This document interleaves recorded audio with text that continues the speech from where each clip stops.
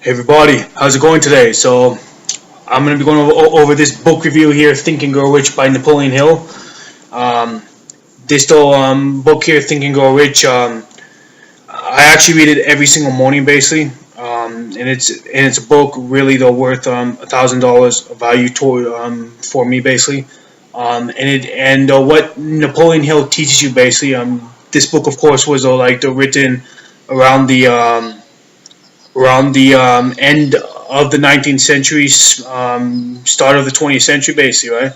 And what Napoleon Hill goes into is though how he interviewed a lot of the famous entrepreneurs around the U.S. at that time, basically, and he tried to extrapolate qualities or attributes that famous American entrepreneurs had at that time, you know. So if you go in the book, basically, he goes out and he states how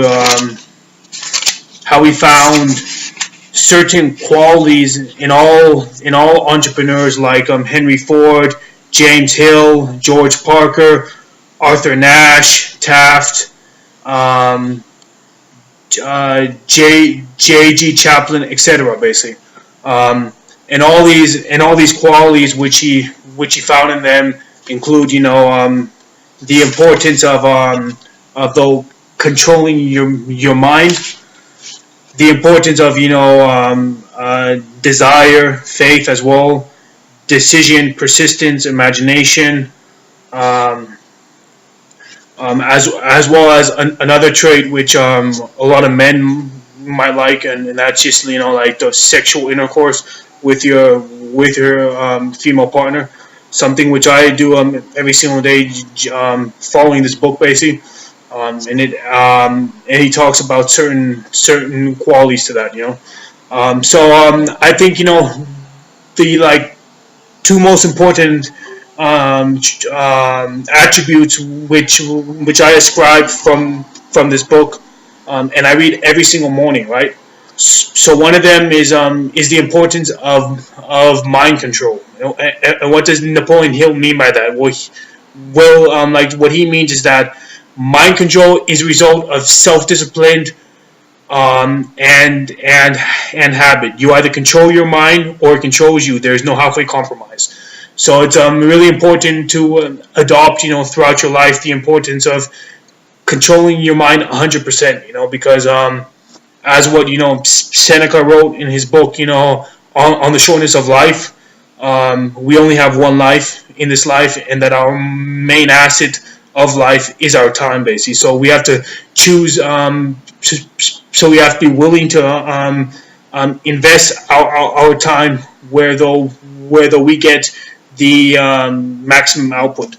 Um, and then the second important attribute, which I ascribed from his book Napoleon Hill, was not clinging to your pet alibis. So what does he mean by that? So what the Napoleon Hill meant was that in life, of course, to try to ascribe our own weaknesses or our own lack of achievement, we always ascribe blame to either person, to a thing.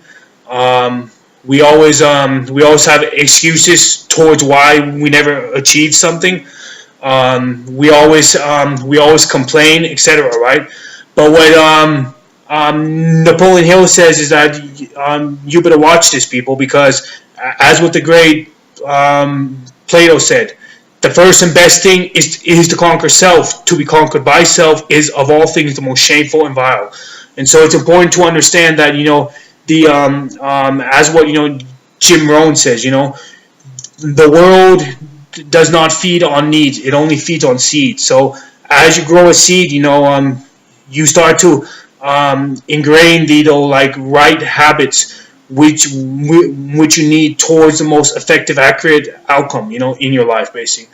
And that's what's all about. Because as what Warren Buffett said, right?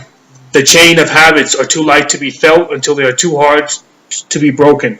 So in life, people, it's about rewiring your brain basically towards the right effective habit, right? Another guy which so you guys can search up is the famous Canadian psychologist Donald Hebb, who invented the Hebbian plasticity model, where he said, neurons that fire together wire together.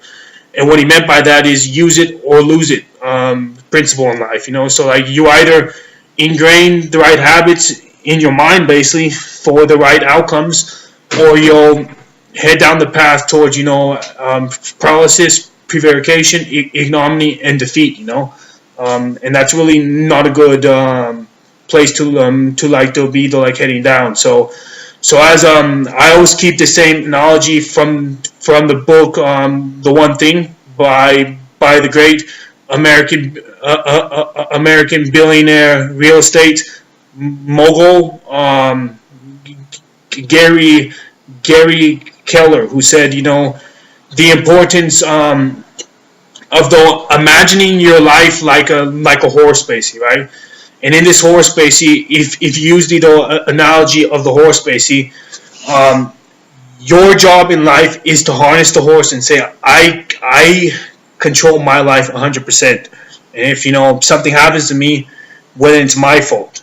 No one else is my fault, right? So it's really important to ascribe 100% blamed to your own actions, as well as to your own results, as well as to your own outcomes, right? Because Michael Gerber said, right, you either own your future or someone else does.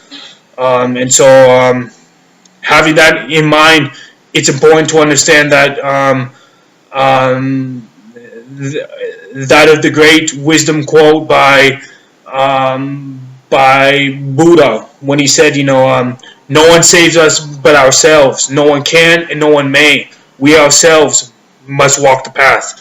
In that same sense, right? Once you walk your path of life, or your path of your dreams and your aspirations, no one can actually help you. Period. You're on your own in that sense, though. But of course, you also rely on your loved ones, on your partner, and other people, right? Because we are all social, emotional beings, right? So we need people in our lives, right?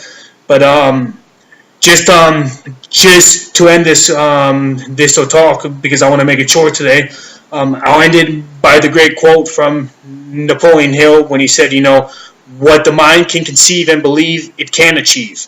So if you look at just end it here real quick, if you look at a lot of the famous artists, a lot of famous actors, a lot of famous sports stars, a lot of famous people throughout our time, basically, you will also observe that they had really similar traits which this book ascribes. So it's a really valuable book. Thanks, guys. Have a good day.